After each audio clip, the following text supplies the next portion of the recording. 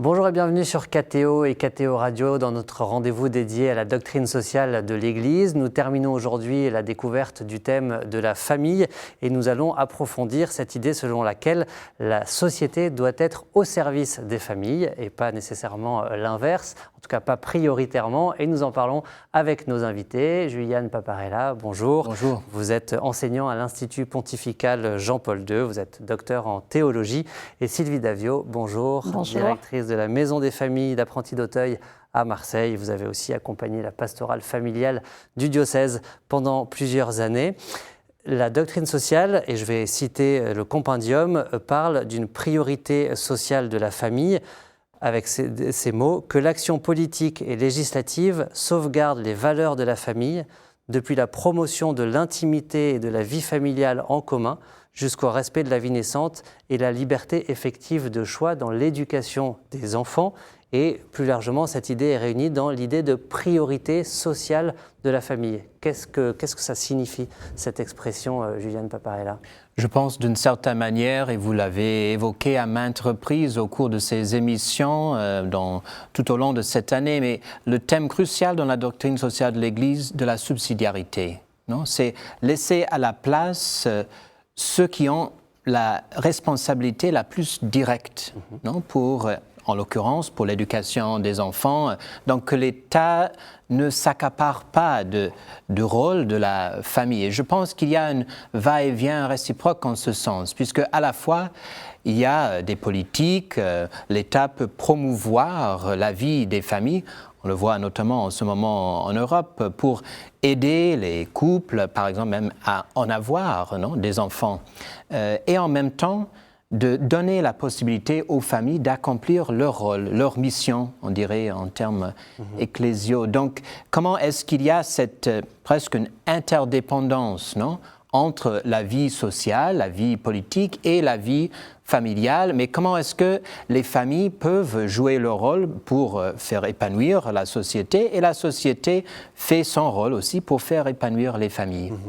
Et Sylvie, si on dit qu'il y a une priorité sociale de la famille, c'est que des lieux pour soutenir les familles sont aussi, doivent être une priorité. Comment est-ce qu'à la Maison des familles, ces familles sont soutenues, sont accompagnées? Je pense par exemple au rôle des papas. Est-ce que vous essayez, j'imagine il y a beaucoup de mamans qui viennent avec leurs enfants, peut-être pour les papas c'est moins évident. Comment est-ce que vous essayez aussi de les associer pour fortifier cette cellule familiale au service, que la société et que des institutions comme la vôtre soient au service de la fortification de cette cellule familiale?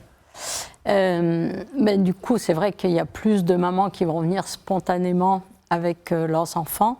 Et on a fait toute une réflexion en fait, autour de la paternité pour donner sa place au papa, que le papa la prenne aussi. Mais il a fallu faire tout un travail avec les mamans aussi pour qu'elles laissent la place au papa. Et en fait aussi de faire exister ce papa dans l'éducation, même si dans certaines familles le papa n'est pas là pour différentes raisons. En fait de le faire exister symboliquement, même concrètement.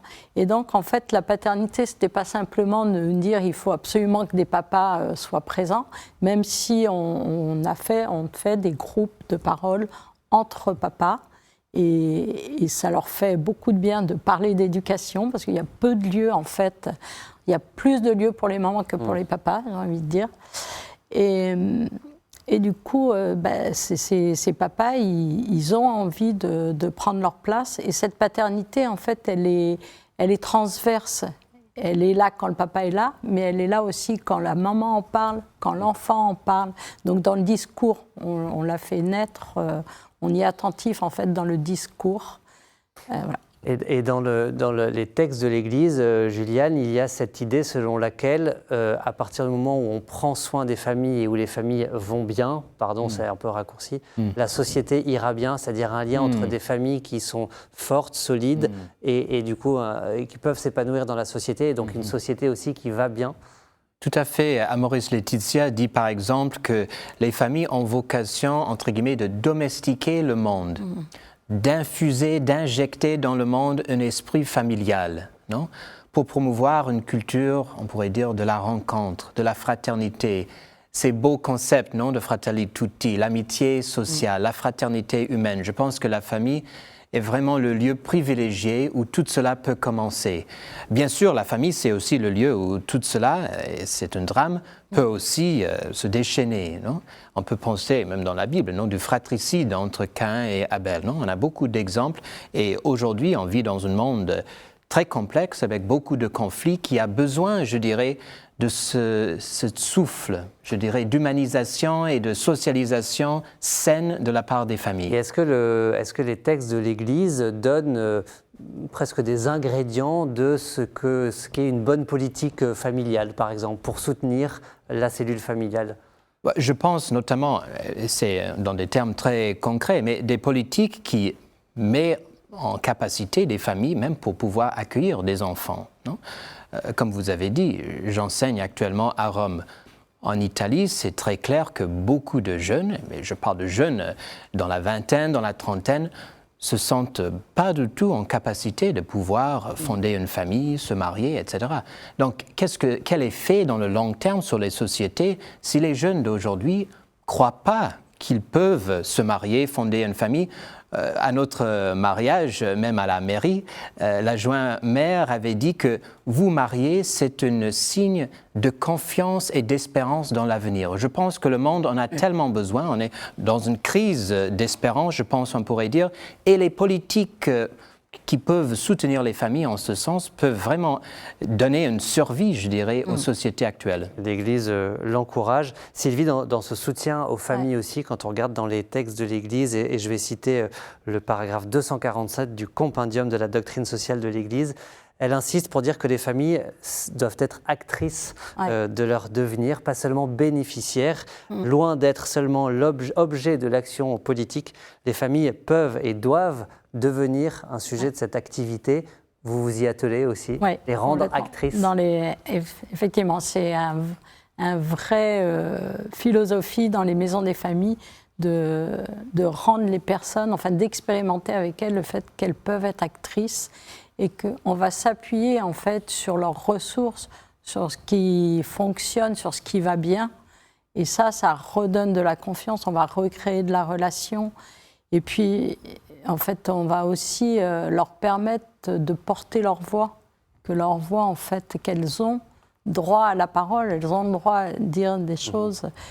Mais je voudrais aussi revenir sur les politiques. Là, nous, en ce moment, on a une maman qui vient d'avoir un petit bébé, qui a 2 mois, elle devrait reprendre son travail, et elle ne souhaite pas reprendre son travail pour rester avec son bébé.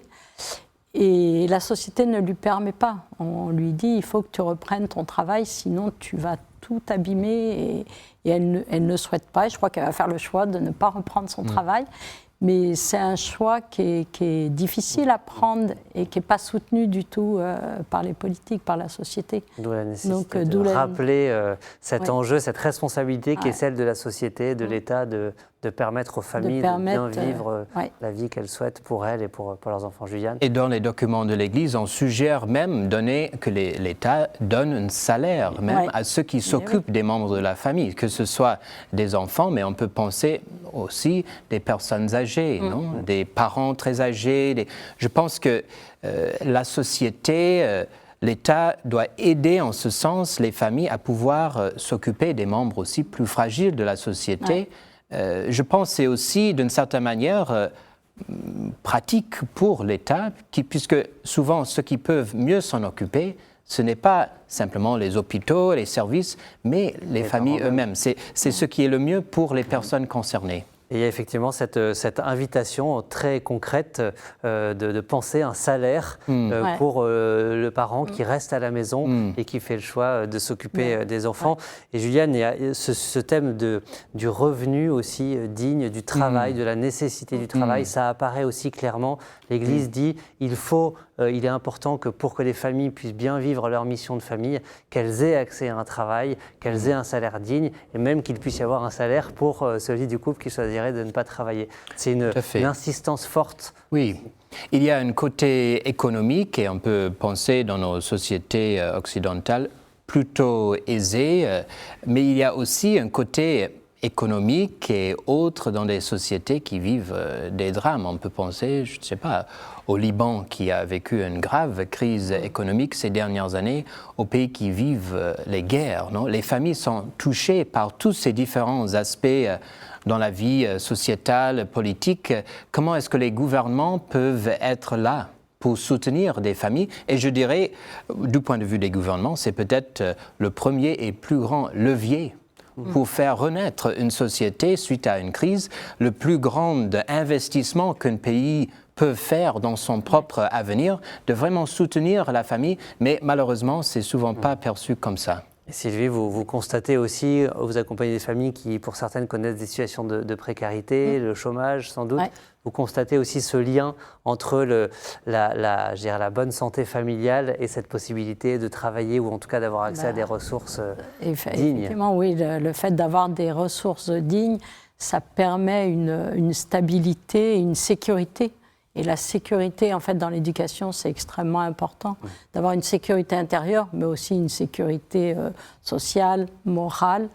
Et ça permet aussi d'être entendu dans la société. Donc, c'est primordial. Et en même temps, les familles qui sont dans des situations de précarité, elles ont une créativité. Du coup, il y avait une famille qui nous racontait qu'elle ne pouvait pas payer le cirque aux enfants. Les enfants voulaient absolument aller au cirque et elle ne pouvait pas. Et donc, le soir, le papa et la maman se sont déguisés et ils ont fait asseoir leurs enfants et ils ont fait le cirque. Ils ont fait le spectacle en disant « mais on a quelque chose de plus beau que le cirque à vous offrir ». Ils ne leur ont pas dit « on ne peut pas vous payer le cirque, mais on va vous offrir quelque chose de plus beau ». Et je trouve que c'est un témoignage merveilleux de se dire en fait les ressources en fait que chacun on porte, et des fois dans l'adversité ces ressources elles sont accrues et du coup c'est sur ça qu'on va s'appuyer pour que effectivement les familles puissent porter leurs paroles et dire ce dont elles ont besoin, parce que c'est pas de l'assistanat, c'est vraiment un soutien et un besoin qui est fondamental. C'est une façon de rappeler qu'effectivement, le soutien que la société est invitée à apporter aux familles n'est pas d'abord de l'assistanat, mais trouver les modalités pour leur permettre de déployer toute leur vie familiale. Et comme disait Julien, c'est de l'investissement. Bien, merci beaucoup pour cet éclairage. Merci de nous avoir accompagnés pendant ces 4 émissions sur le thème de la famille à la lumière de la doctrine sociale de l'Église. Je rappelle, Juliane Paparella, vous êtes enseignant à l'Institut pontifical Jean-Paul II à Rome, docteur en théologie, et Sylvie Davio, directrice de la Maison des familles d'apprentis d'Auteuil à Marseille. Un grand merci. Merci pour votre fidélité. Vous pouvez retrouver toutes ces émissions et toutes les précédentes de ce rendez-vous hebdomadaire dédié à la doctrine sociale de l'Église sur ktotv.com et ktoradio.com. On se retrouve le mois prochain avec un nouveau thème. À bientôt.